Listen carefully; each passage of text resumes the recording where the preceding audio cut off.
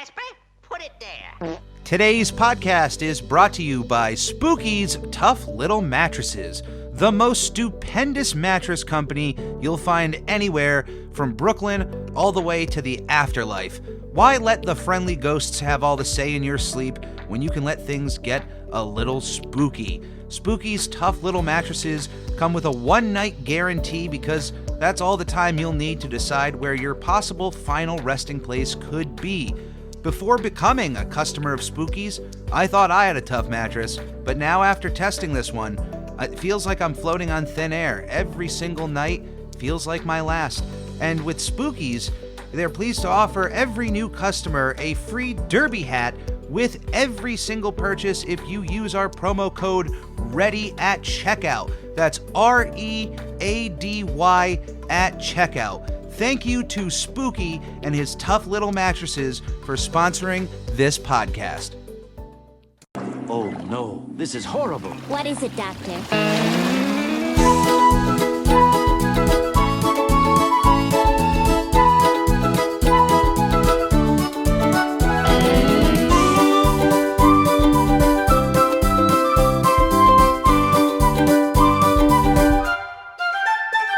Ahoy, mateys, and welcome aboard to the most porous podcast you'll find along the tubes of the internet. I'm Ready, a SpongeBob SquareCast. I'm your captain, Captain Eric. Welcome aboard to 135 of the SquareCast, episode 135, all about the Lost Mattress. And let me tell you, I'm not going to hide how hard it was for me to record that intro. And if you get the joke, and I hope some of you do, it was one that I came up with literally as I was, sitting down to record. And I thought, man, I have to do this. But the laughter took over a little bit there for a second, and it was tough to even get into the intro here. But before we lose our mattresses today, I want to give a shout out to the social media team over at Nickelodeon Kart Racers. They have made the build up to this game, which is coming out on October 14th. Hashtag not sponsored. But it's coming out October 14th. I'm going to play as much Nickelodeon Kart Racers 3, even more so than I have 1 or 2. I've given my thoughts on those pretty, sporadically over the course of the last few years. And Kart Racers 3, I'm going to plan to have at least more of a presence in terms of content for moving forward. It seems like it's already a stacked game. And I specifically want to shout out the social media team because they have, made the build up to the game through their releases of levels and their guessing game of new characters. Really fun and something to genuinely look forward to. There's so much going on in the world at all times. Even without access to a phone, it would be overstimulating for somebody out there in the world. So, hey, little nuggets of a distraction for a second to go, hey, I think this is what the new character is for the game, and to be stumped or to be right, regardless of the outcome, is genuinely fun, and I've had a great time. Why I'm bringing it up here on a SpongeBob SquarePants podcast yet again, it's because I think the final 3 characters added to the game are all SpongeBob related. It was a tricky first post that I had quickly looked at but didn't really give much attention to because I took a vacation over this past weekend, and it seemed to have stumped pretty much everybody because no one had any right answers as far as they had seen. Of course, it was pretty tough as they only really gave small glimpses of these characters' silhouettes. And as they showed off more, it became very clear that we would be getting Squidina from the Patrick Star Show, but also, and I'm going to just 100% confirm this now, Camp Coral SpongeBob with his very distinct boot pattern as being one of the silhouettes hidden. As far as the third option is concerned, it seems like Mr. Krabs, but it also seems like Patrick, which Patrick has already announced in the game, so you would think, well, it probably is Camp Coral Patrick, but with the addition of Squidina, I would say it's probably Patrick Star in his Patrick Star Show attire as another character, which you would think, wait a minute, they're going to take up a character slot for just an alt costume? And to that I say they already have with Purple Reptar. Apparently, Purple Reptar, instead of just being a, choosable costume for Reptar, is a completely separate racer. And, you know, there is precedent to this. I mean, look, Mario Kart is guilty of wasting spots on their roster for what could be an alternate costume. So there is precedent even in the apex of this kind of genre of racing game. Nonetheless, I think it's really exciting at the prospect of Squidina being in there. Just a new face, a new character, first time being a 3D racer.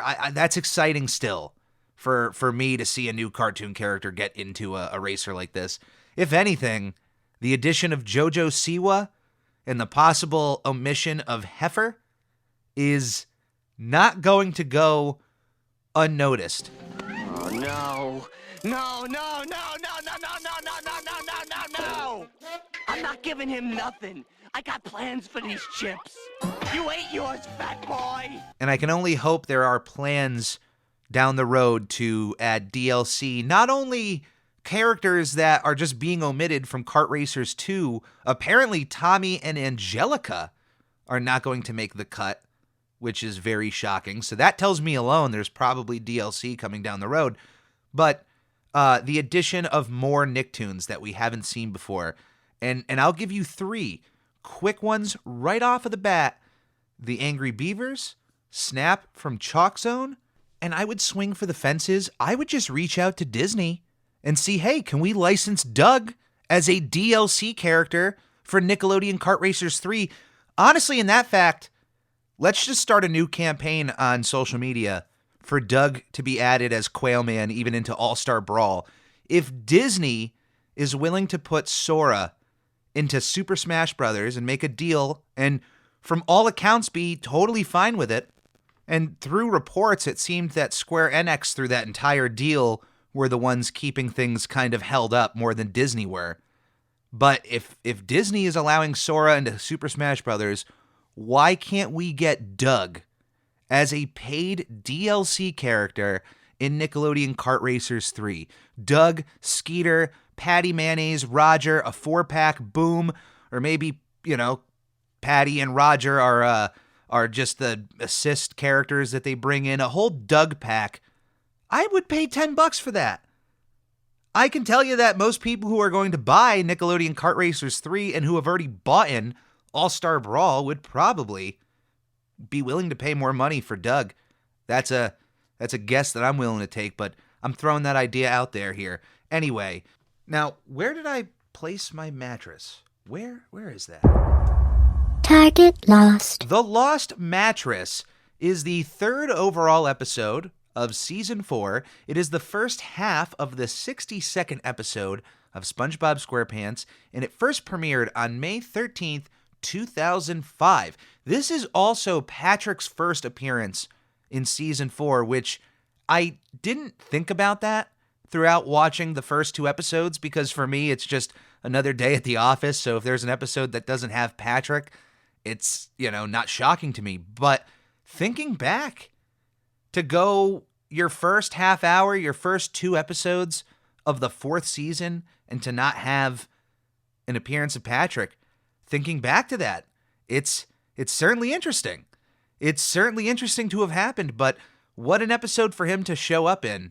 The Lost Mattress, one that doesn't even start out with anything that has to do really with Patrick other than his association with SpongeBob. Simply just going along for another Krusty Krab adventure. Our writers for this episode is Mike Bell, who is also our storyboard director, and Tim Hill, who is a writer joining us for the first time since Jellyfishing, all the way back in Season 1 from 1999. Our animation director is Alan Smart, our technical director is Vincent Waller, and our supervising producer is Paul Tibbett. This episode is all about Mr. Krabs and his apparent mattress, which only has shown up in one other episode of the show, as far as I know. I mean, up to this point. Other than using a mattress, Mr. Krabs, anytime we've seen him in his home, sleeping, waking up in the morning, going to bed, he uses a hammock, which may just be a secondary bed in his house that he just chooses to use most often, but then sometimes uses this mattress that apparently Mr. Krabs stores all of his money into. Stupid idiot! Which may sound weird at first, but it's honestly only in his placement of his money. There are plenty of people out there, regardless of wealth, that do not trust banks or credit unions and have valid reasons to do so, who decide to keep all of their cash on hand. But most of those people usually have a special place, a lockbox or a safe, something of that sort where they hold all of their currency and aren't shoving it into their mattress and sleeping on top of it. It may just be Mr. Krabs' obsession with money that he has to sleep close to that money. It has to be under him for him to have a good night's sleep, you know? But unfortunately, over the years, he's been shoving in too much, and it's starting to get uncomfortable. Which is understandable. He's probably sleeping on wads of cash. He's probably sleeping on rolled up, change or even just loose change, and that could get annoying after a significant amount of time.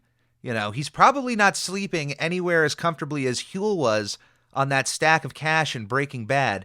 Huel and Bill Burr sleeping on that massive wad of cash. That level of comfort was probably Mr. Krabs at some point with that mattress. He probably had a nice smile on his face going to bed, woke up, refreshed.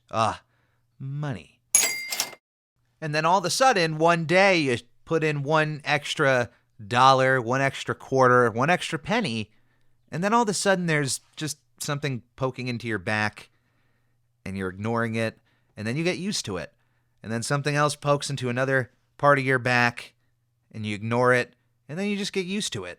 And ladies and gentlemen, that's what eventually happens if you continually use the same mattress over and over and over. I'm not trying to upsell you on a specific mattress, and this may be counterintuitive since this episode of the show is sponsored by Spooky Little Mattresses, but I'm just letting you know that over time, you're going to contour yourself to your bed, and it's not going to be a fun time.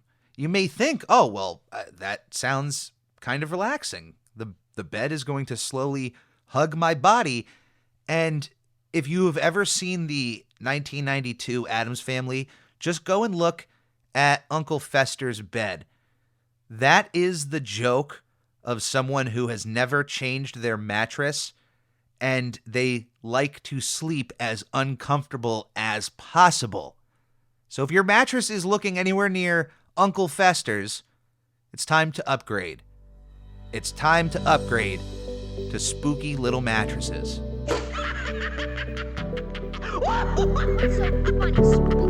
I really love Squidward's attitude through most of this episode. I don't always agree with Squidward's choices, and certainly I disagree with some of the choices he makes here in this episode.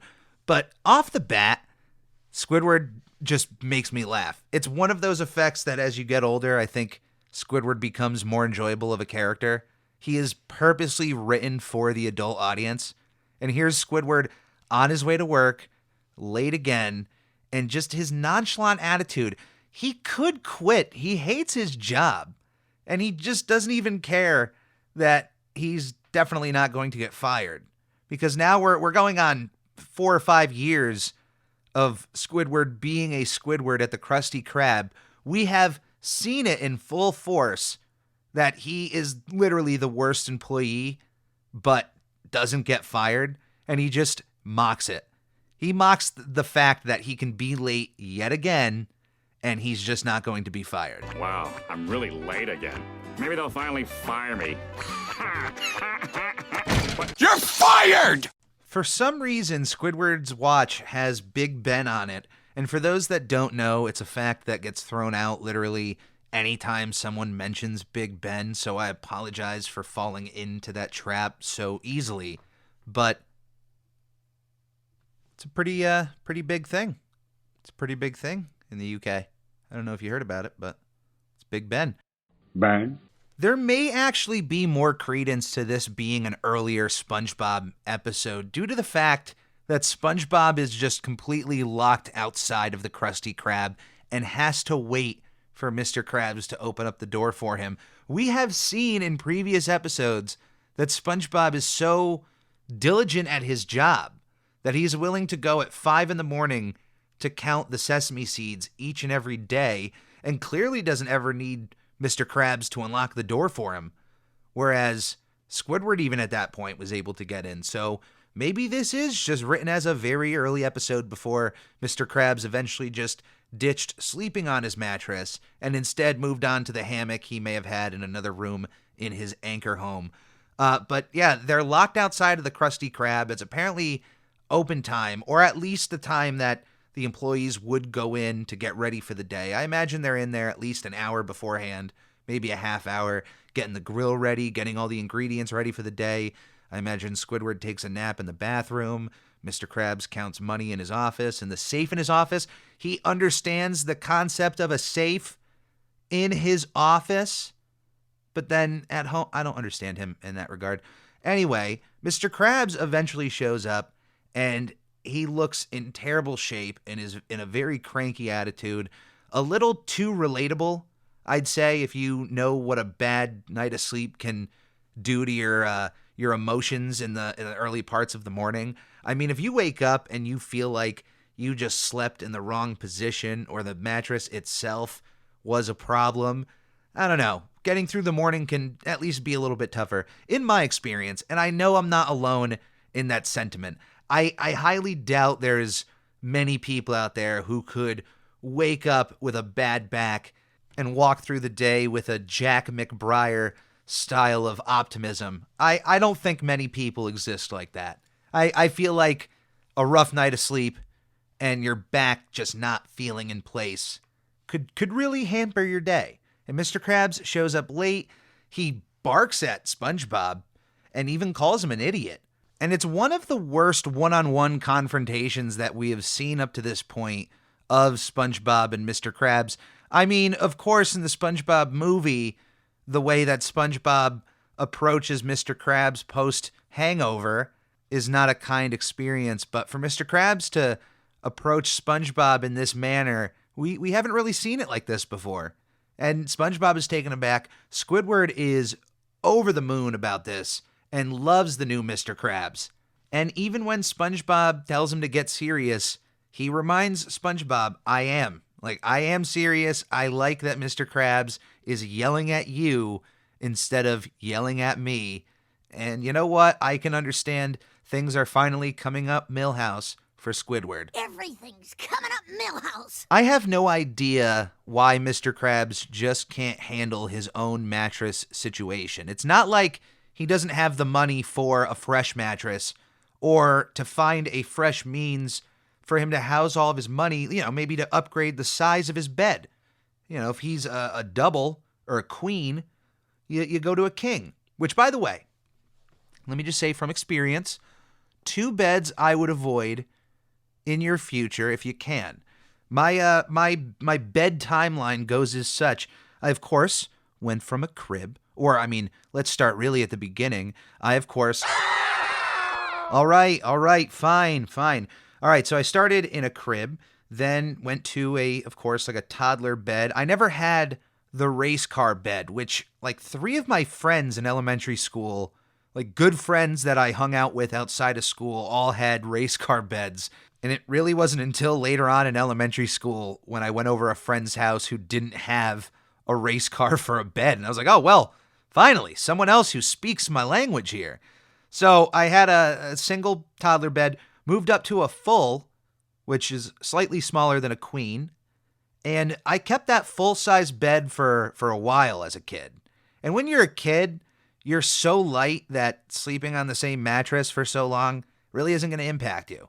You're not going to notice that until you're in your 20s or so, and you've been sleeping on the same mattress for, 7, 8, maybe 10 years at that point, and you've gained some weight. Yeah, you may start noticing some things, but I had that full bed up until I moved my room to the basement of our home. We had a nice, at least half-furnished basement. The walls were not, just like the concrete. They were covered with this wood. There was a carpet on the floor. And my brother, having being born, took over my room upstairs, and it just made sense for all parties involved. There was a single bed already down in that basement room, and I decided at one point, hey, I just want more space, so I'm going to get rid of this full bed. That gets shoved out of the door, and now I have a single bed. Once again, not a bad one if I do say so myself, but at some point I made the dumb decision, and this is number one here on the mistakes not to make in terms of your bedding choices. No offense to anybody who does so out there, but I turned to that single bed and I got rid of it and I replaced it with a futon. And for those that don't know, a futon is a form of furniture that is essentially both a couch and can be transformed into a full, pretty sizable bed. But unfortunately, most of the futon mattresses that I had at my disposal were not the most comfortable. I had no problem with it at first, but certainly after a year, I was regretting the decision that I had made. But once I was living on my own, eventually it was time to upgrade to an actual queen-size bed, which I would say is the perfect size bed for anybody to have. In my opinion, a queen size, perfectly fine to have. But when that got taken out of my home, for unforeseen circumstances, I made the distinct choice to upgrade to a king-size bed, which is decision number 2 I would tell you not to make. Unless you have the space for a king-size bed and it's not going to take up distinct room in your house and it's just not going to be an eyesore when you look into your bedroom, hey, go for a king. But I am not happy with a king-size bed. And that's not even the biggest size you can go for. Commercially, you can go for what is known as a California king, which is even bigger, or it's at least a more square version of a king size. You need to look the size comparisons up. It's an enormous bed. And even in terms of anything that Shaquille O'Neal wants, you can get any size mattress your little hearty heart desires, but for some reason, Mr. Krabs is just forcing himself to stay on a single mattress that he keeps shoving all of his money into, which is also on top of apparently where he houses the actual Krabby Patty secret formula, one that he apparently doesn't keep in the safe at the Krusty Krab, knowing that Plankton is continually going to go after that one, but one that we've been told he hides under his mattress that Squidward was able to guess on the previously mentioned episode, Plankton's Army. So even with all of the money that we know that Mr. Krabs has to his name, he is not able to better his situation in the slightest. And for some reason, SpongeBob decides to take it upon himself to buy Mr. Krabs a new mattress. You would think the light bulb would go on in SpongeBob's head. Well, my boss is super rich, or at least he is well off. He has a lot of money. If he wants a new mattress, he can buy one, but he's a good soul. He just wants Mr. Krabs to have a good night's sleep. And Squidward even points out to him like how ridiculous it is that you would feel the need to buy this man a new mattress. But SpongeBob is set in his ways, and off to the mattress store he goes, dragging alongside Patrick for the journey to a new location inside Bikini Bottom that we haven't seen up to this point, a store known as Mattresses and Then Some, which is really funny because once you go inside of this place, it is just mattresses. The Then Some may be the different little additions that some beds seem to have different compared to others. So that makes sense in that regard. But I got to tell you, as I was looking at this building from the outside, it just looked like what IKEA would look like under the water. Like an undersea IKEA in Bikini Bottom would have the size of this building. It might be a bit more square on the top parts, but just that was the first business to come to mind when I saw Mattresses and Then Some. I really like the idea that although we had a distinct employee in this episode, there wasn't any time spent building his character, giving him a solid name. He was just another part of the show, another bit role, and I kind of liked how quickly things got into SpongeBob and Patrick just testing out all of these different possible mattresses. It's an impressively looking built, actually scarily built mattress warehouse where they are stacked from the floor to as far as the ceiling is willing to be painted, and any one of those towers of mattresses could topple over and cause some serious damage. So kudos to all of those who put their lives on the line every day working at mattresses and then some. But we immediately get into just this montage of SpongeBob and Patrick trying to find the perfect mattress for Mr. Krabs. And they go above and beyond for this man. They find him the perfect mattress in what they believe. Now, at this point in the episode, we as the fans, if you're watching this for the first time, you're not told about Mr. Krabs squirreling his money into the mattress. You're just told he has a rough mattress at home and it's causing him some rough nights. And it's understandable for SpongeBob to want to help him in that regard.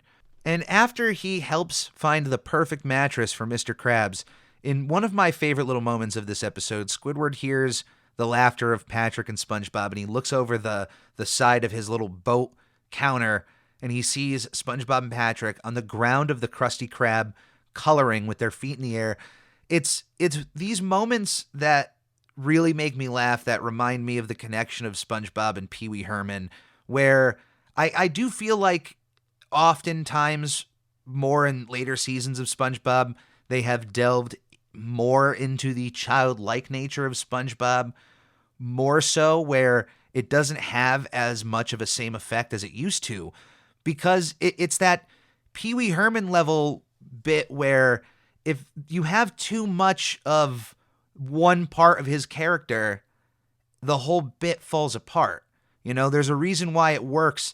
And honestly, I would go to the stage show version of Pee Wee Herman to understand more what I'm talking about. But when you have a bit that's going to last for an extended period of time, you know, you got to have those highs and lows.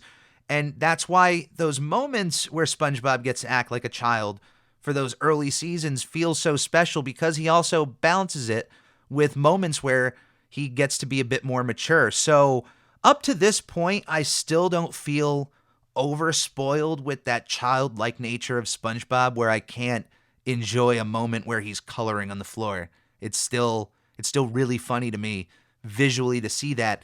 At some point in time, they're going to be amping up that stuff every episode, every moment where he's doing something cutesy and childish, and it's like adding too much sugar to your coffee. At some point, it's going to become undrinkable due to the oversaturation of the sugar. But here, it's still really enjoyable, and it got me to chuckle a bit, which reminds me of another moment I forgot to mention that I genuinely love in this episode, and it's when SpongeBob and Patrick get inside of mattresses and then some for the first time, and they're looking at these hundreds to thousands of mattresses. It looks like the warehouse at the end of Raiders, but here they are looking at all these mattresses, and SpongeBob's like, how many do you think there are? And Patrick, with an extended look around his surroundings, comes up with the answer of 10. And the fact that SpongeBob even goes along with that as a plausible answer. The little banter here in this episode, these little moments, there's a lot of special moments here. 10 out of 10, 10 out of 10, 100 out of 100, best king, best king. After Squidward notices that they are creating a card to go alongside Mr. Krabs' new mattress that is already awaiting him at home, they have already dumped his mattress at the dump and have done all the work. And Squidward now just signs his name on the card and is going to be the one to help take credit for this new endeavor for Mr. Krabs. For some reason, instead of just surprising him right when he gets home, they wait until he is literally in bed and sleeping. He lays down on this new mattress, and it has such a profound effect already that he falls asleep instantly, and these guys wake him up. I would be upset about that. If you waited until I fell asleep to wake me up to congratulate me on my new mattress, I would be really upset unless I all of a sudden found myself on a spooky little mattress. Well, then I would feel like my spirit is lifted. But for as comfortable as Mr. Krabs was in his first few moments on that mattress, it becomes very clear that there is an issue at hand, and our main characters, SpongeBob, Patrick, and Squidward have made a grave mistake, as we have already covered. Mr. Krabs hides all of his money, all of his earnings, everything apparently, every dime in this one mattress that is now sitting comfortably at the dump.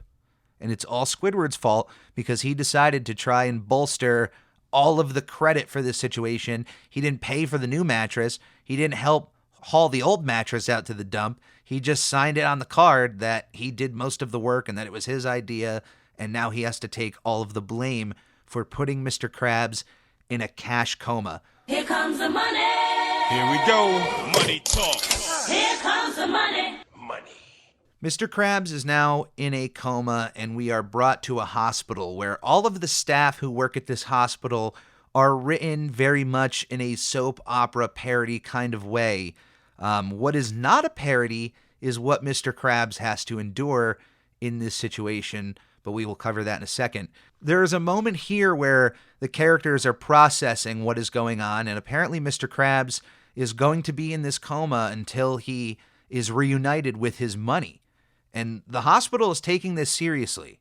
They are letting SpongeBob, Patrick, and Squidward know that this is a dire situation, and even the police are getting involved to let Squidward know that if Mr. Krabs can't get out of this coma, it's technically his fault for putting him in a coma and has to take the blame for it. I don't know realistically how much of a legal standing that can have. Like, if you do something of a kind gesture and it causes somebody to go in a coma, not that that's not funny, but just for Mr. Krabs' situation here, it is, for this to happen, I don't know if the law can get involved like that. I really don't. Like, if I replace my mom's television, if I get her an upgraded TV and she's very sentimental about the one that she has, and the loss of that television breaks her heart that she is put in a coma because of that, I don't think the police will come to me and go, well, you bought her a new TV, so therefore you're going to jail. If anyone feels the need to step in on this, obviously, if you do something to a physical degree or do something where you can inadvertently cause it, I think the law can get involved, but not in this exact way where a kind gesture can cause this. But, cash comas aren't real. But what is real is the overall parody that the writers are trying to subvertly throw your way in this episode. If you live outside of America, you might not know that, the United States of America, you might not know that our entire healthcare system is a mess. And there are people out there who you might not even hear on the trending tabs or in any news stories who, because of their insurance or lack thereof, may get denied simple health care for themselves, and it all comes down to the almighty dollar. And even as it's said in this episode, very, very over-the-top-ish, which it's purposely written as such so that they could have it in this episode, but hopefully the adults watching this episode understand when it's joked about that this hospital is a business. And I said it even more seriously than it's said in this episode, but yeah, unfortunately, this whole B-plot of Mr. Krabs going from his insurance not being able to cover the care for the hospital stay, therefore he gets wheeled out of his hospital room into the hallway, and then another doctor with a very suspicious-looking hat comes in and tells the original doctor of Mr. Krabs, hey, your patient is blocking the vending machine. We got to get this guy out of here. They wheel him out of the hospital, and even at that point, the administrator of the entire hospital comes in and goes, hey, we can't have this dying guy in the front of our business. Get him out of here. And they push him even further away from the hospital, and we'll get back to where Mr. Krabs goes, but it's not a joke. And this is certainly not the time nor place to dive into this subject, like fully. But unfortunately, as I said, what Mr. Krabs goes through, even in the slightest of this episode, is what's happening on a daily basis to people around the United States, and certainly those who need health care in other parts of the world who are just denied for not maybe having enough to cover it, or just not even being able to get into the locations that have the proper health care. It's not a joke. And, there's so much in this country alone that fall on deaf ears. There are so much that because of even someone's lack of social media, it won't even ever get on the trending pages, and they can't even get their story out, and they're just suffering somewhere in this country based off of what they simply don't have, and then you're like booted out of places like this. It's ridiculous. If you legitimately need medical help, you shouldn't be denied. I can understand, when people bring in arguments of extra kind of surgeries and stuff that is not necessarily quote unquote needed to live. But if somebody has an issue and they need to get it taken care of to live, the fact that people are turned away from that, and the people who turn them away, I could never work in those jobs.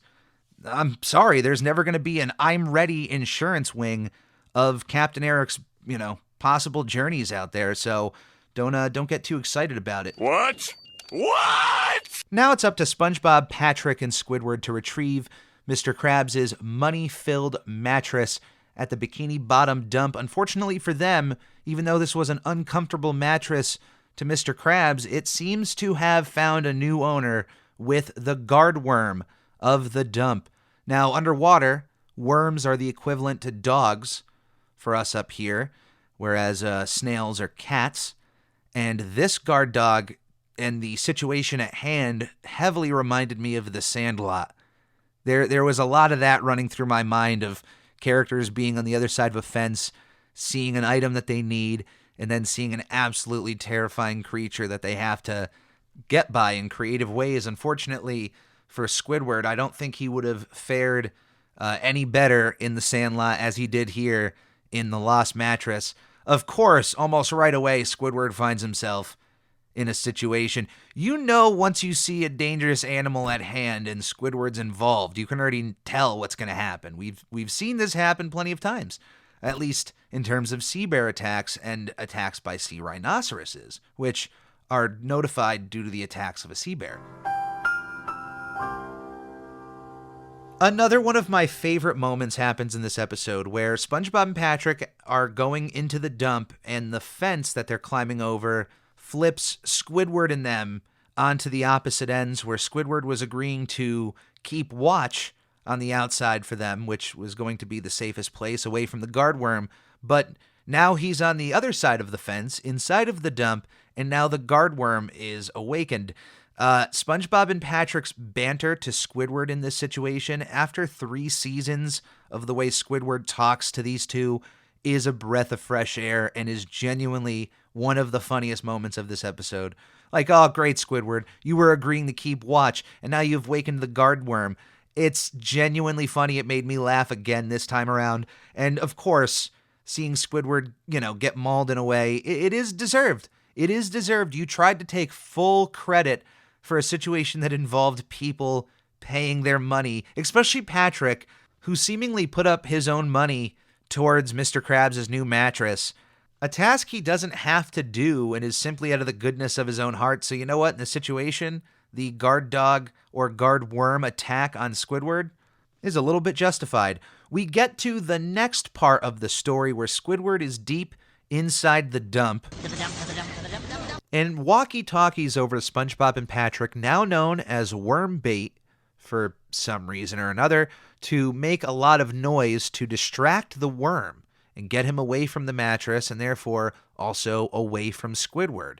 What ends up happening, though, is once SpongeBob and Patrick start making all of this noise, the guard worm shows up to them, and as SpongeBob was holding a wooden spoon that he was banging on a bunch of pots with, we end up finding out that, hey, just like dogs would, worms also like to play fetch. And once he sees the wooden spoon is really down to play a game of fetch, he sees no threat immediately in SpongeBob and Patrick, and I guess would rather play than do his job. So, I mean, who's being a Squidward now in this situation? But SpongeBob throws the wooden spoon, which of course lands right near Squidward, who is about to retrieve the mattress. And Squidward, for some reason, decides to pick up a wooden spoon in a dump and says, yeah, I'm going to keep this. I want this wooden spoon from the dump, and puts it in his... Hold on, I got to check the notes here. Back pocket? Squidward's back pocket? Hold on. Back pocket? What? Hold on. Yeah, I guess he puts the wooden spoon What? in his back pocket. What? Interesting. Of course, that attracts the guardworm straight to Squidward's hindquarters, and around this time is where Mr. Krabs is reintroduced into the story. Remember, as I said, he was not only pushed out of the hospital entirely, but then in front of the hospital, he was pushed away, which sent him down a mountain all the way into the dump, and strangely enough, right onto his mattress, which of course, now being in the proximity of his money, should awaken him from his coma, which at this point, SpongeBob and Patrick's next idea to really keep the guardworm away from the mattress was to dress up as some choice cut pieces of meat and to lather themselves in some steak sauce cologne. I mean, if you really want to impress whoever you're trying to impress out there, let me tell you, there's nothing better that you can do for yourself and for others around you than to go to your fridge right now and to get your finest bottle of steak sauce and take that out of your fridge and go put it in your medicine cabinet or somewhere near where you would stash cologne, because it's time to grow up. What? The line in this episode, "Run like you're not in a coma," will always get a chuckle out of me. It's a genuinely funny line. Mr. Krabs awakens from his coma, his cash coma. He has his mattress back, and although he immediately gets into guard dog position, rightfully so, he's been without his mattress for a while now, he's just nice and happy to see that he is able to get his mattress back in his life and is, I guess, able to sleep uncomfortably yet again. Hey, Mr. Krabs, you could just put that mattress under the new mattress, and even though you will have a bit of fabric, springs or such in between you, it will give you a better night's sleep. So hopefully he can take that advice. I like the end of this episode with Squidward running away from the guardworm. It's very Three Stooges-esque of just ending an episode abruptly like that with characters running off into the distance. I always love seeing when episodes abruptly just end. They don't have to have a real culmination of the characters going back home, or we don't need to see Mr. Krabs getting his mattress back into the anchor. Nope, we just need to see Squidward running away from the camera with the guardworm in tail. And that, ladies and gentlemen, is the Lost Mattress. I love this episode. So far in season 4, I would say we're off to a good start. These have been fun episodes, and for the episodes that we have in the future, all I see is more fun ahead. I don't really see anything that's going to be a problem for season 4. So even if you feel like, oh no, we're out of the golden age of SpongeBob, keep that in your back seat. You should lose that in your mattress, because we don't need to worry about that here. We're still having a golden time, and that's all that matters. That might sound corny, but I'm going to stick with it because I really appreciate you guys. And I genuinely love seeing people who find this show for the first time, or those who have come back and have said just the wonderful things that you guys have said behind the scenes. It makes my day. And just shout out to each and every one of you on the Ready crew. All of you have a bit of my heart. And thank you for joining me every single week, coming aboard. It's always a pleasure to make this kind of content. It gives me something to do, and I genuinely hope you enjoy yourself as much as I do when it comes to recording these episodes. And with that, it's time to make like Mr. Krabs' mattress and get lost. Thank you for being a part of the Ready crew. You can reach Captain Eric anytime at spongepodpodcast@gmail.com. If you have any questions, comments, anything you'd like for me to read out here on the air, you can send me an email there. You can reach me out on Twitter at I'm Ready Podcast, on Instagram at SpongeBob Podcast. twitch.tv/thecaptaineric and also twitch.tv/SpongeBob Podcast. And most importantly, head over to youtube.com and find the Captain Eric YouTube channel, or click on the link in the podcast description below to find the Captain Eric YouTube channel and click on that subscribe button. It is honestly the best form to show your support for myself or any of the work that I am making. But if you would like to go more than just a simple subscription to the YouTube channel, you can click on the Redbubble link in the podcast description to go over to my Redbubble page, where you can purchase new and currently updating merchandise from everything from I'm Ready logos to the logos of This Week in Nickelodeon History to more drawings and updates coming soon in the oncoming weeks. Before my birthday in October, I want to purchase a new shirt from my store, so definitely head on over to redbubble.com and find Captain Eric, or click on the link in the podcast description below. As always, anything that comes in through my projects goes right back into my projects, and it is always appreciated. Mateys, I love each and every one of you. Thank you for coming aboard. Please stay safe, be kind to one another, and come aboard again next week to another episode of I'm Ready, a SpongeBob SquareCast. What did you idiots do? Squidward, what are you doing in there? You were supposed to keep watch. Yeah, and you woke up the guard worm, too. I didn't do it. You blockheads won't. Ah!